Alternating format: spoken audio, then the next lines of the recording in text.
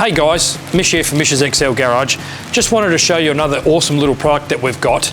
As a lot of you are aware, we do our fuel tank metal covers. Now previously we have used a set of self-tapper screws, our urethane which holds them in place, but further the new regulations this year and in the Motorsport Australia regulations, it does stipulate that self-tapper screws are not permitted in a race car.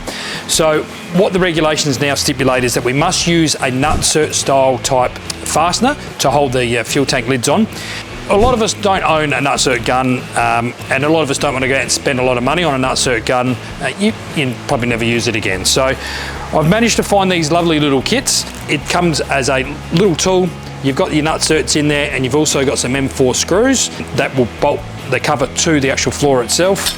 The little tool is quite simple. It is literally just that in itself. The only thing you're really got to be careful of when you're doing this to your car is when you're drilling the holes in your current floor underneath your fuel tank and where your fuel lines are, is that you make sure that the drill bit doesn't catch or get stuck and drill through the top of your fuel tank.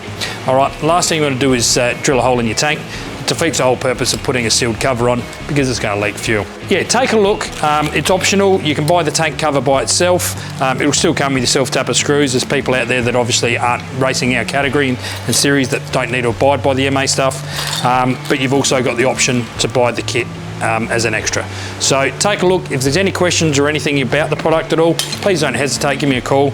Otherwise, send me a message and I'm happy to help you out.